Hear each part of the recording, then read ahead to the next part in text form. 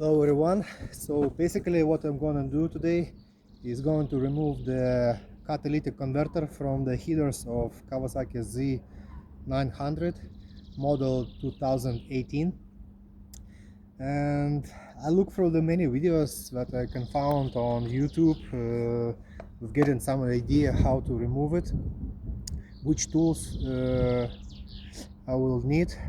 So most of all said, take the drill bit, take a hammer, take a chisel for the wood, in case not to damage the headers itself.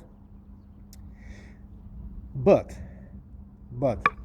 I started to drill out the catalytic converter to make a bunch of holes with just a drill bit for the metal, and it basically works. But what I found later, that I had this one drill bit number 20, and it makes much easier.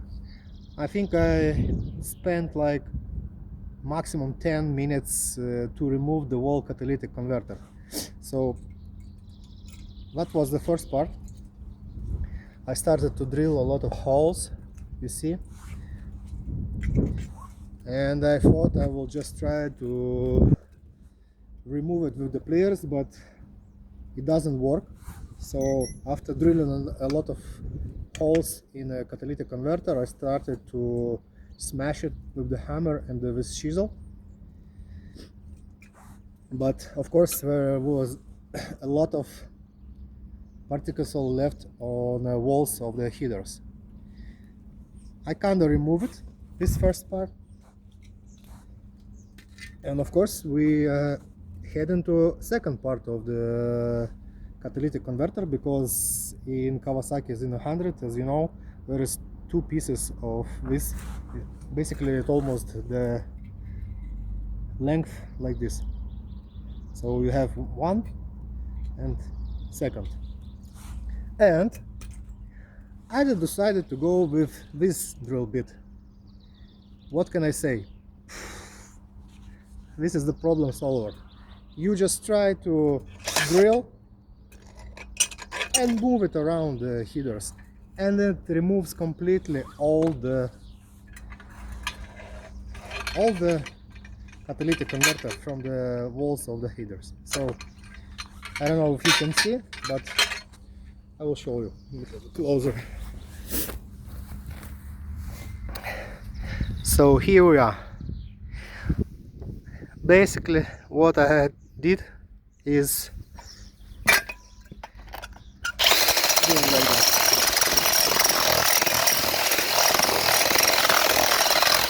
And it cleans out perfectly. I spent a little, I think less than 10-15 minutes to complete the removal of the second part.